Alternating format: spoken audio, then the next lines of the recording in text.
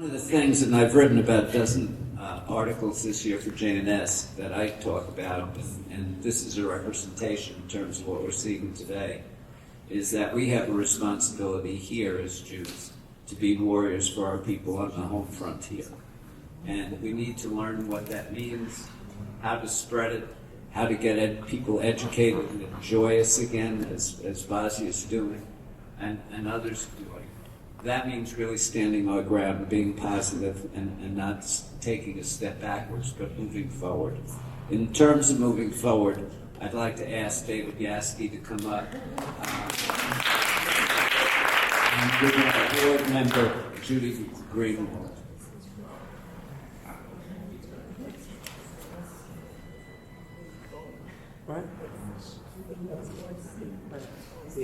Of course, it's a pleasure for me to present and honor David here today. I realize as I listen to everyone that David is everyone's friend in this room. He seems to know everyone and they all know him and appreciate him. And, everyone of a certain age.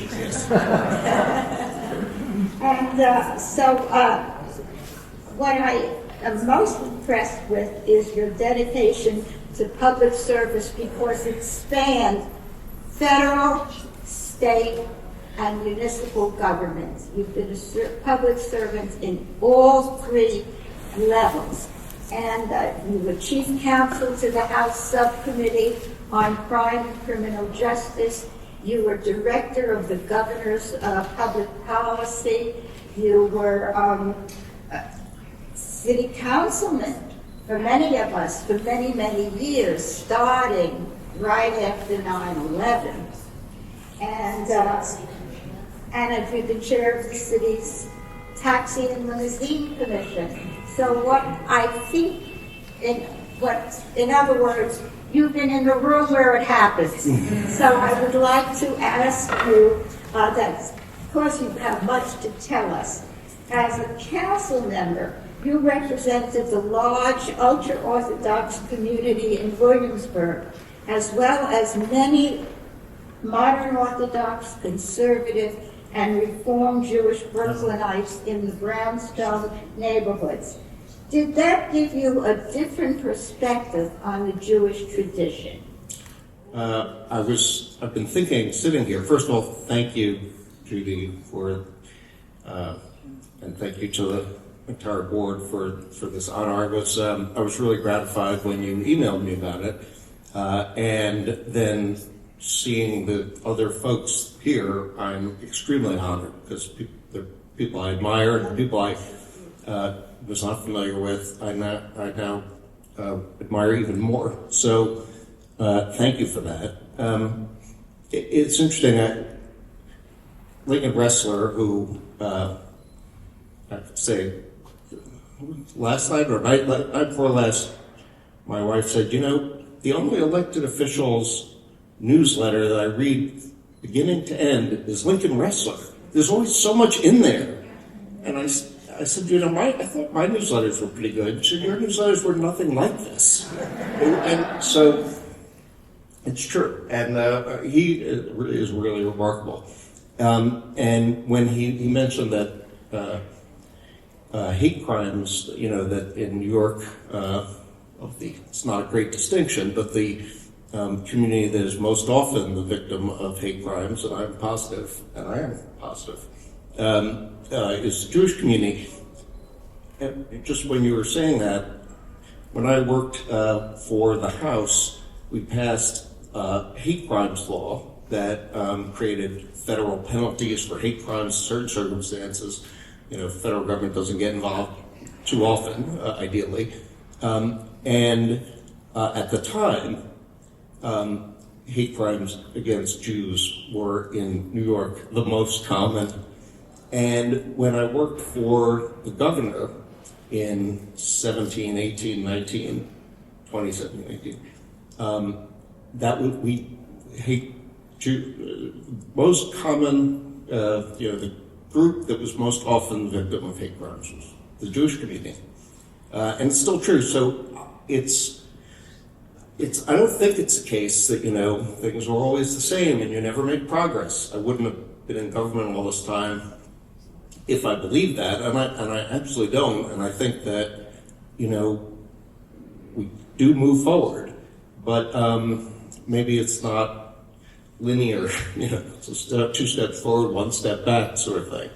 And so pleased by this invitation is I admire the effort, and I'm very grateful to you for the effort to keep the Jewish community strengthened. Unified is a funny word, because at least I was brought up to believe that part of Jewish culture is disputatious and arguing quite a bit, but always in good faith and never with rancor or never with enmity.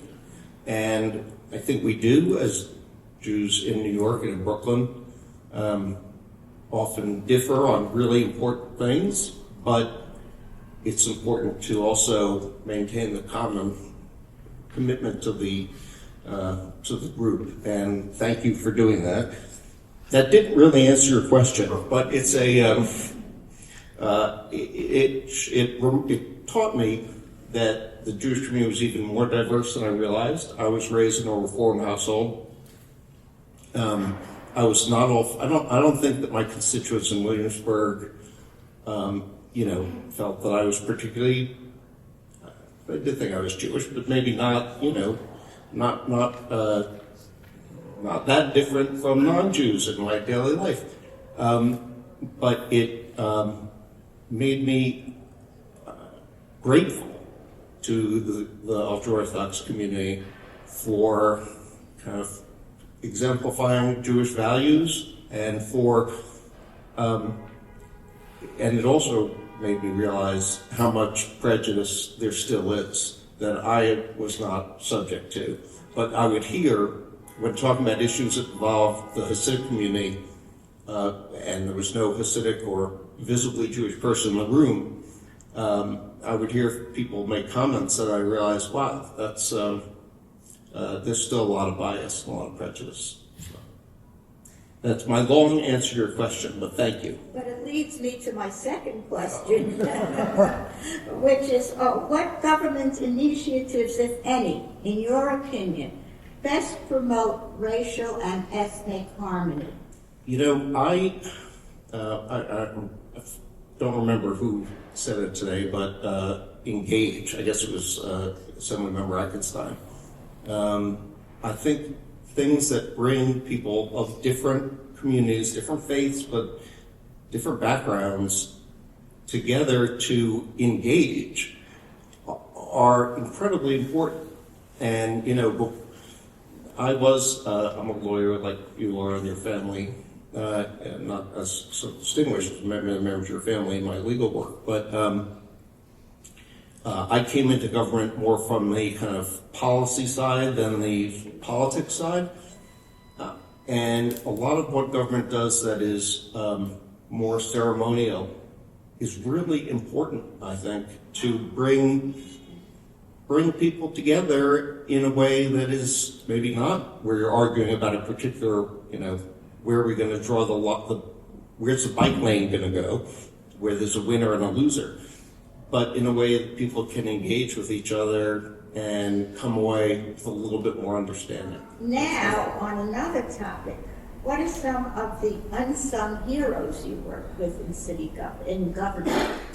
Many of the taxi and car service drivers in New York, as you may have noticed, are Muslim. And I also, when I heard so many stories from drivers about after September 11th, people getting into a taxi and saying things to them, and the kind of what Sid Eisenstein said, that people look at somebody in a black coat and yarmulke and they think that's what all represents all Jewish people, and people do that about all kinds of things, including the Muslim community. And I just think that as Jews we have to be, stand up for everybody against that. So many of the government people I work with, the TLC, which is not a glamorous agency, I mean, I thought it was glamorous. But I'll just give one for example. Gary Weiss just pops up into my head. He was there for maybe 30 years. He was the head of licensing. And we'd come in early every day, leave late, push through this whole redo of our computer system that somebody at Morgan Stanley would get paid, no exaggeration, $1.5 million a year to do.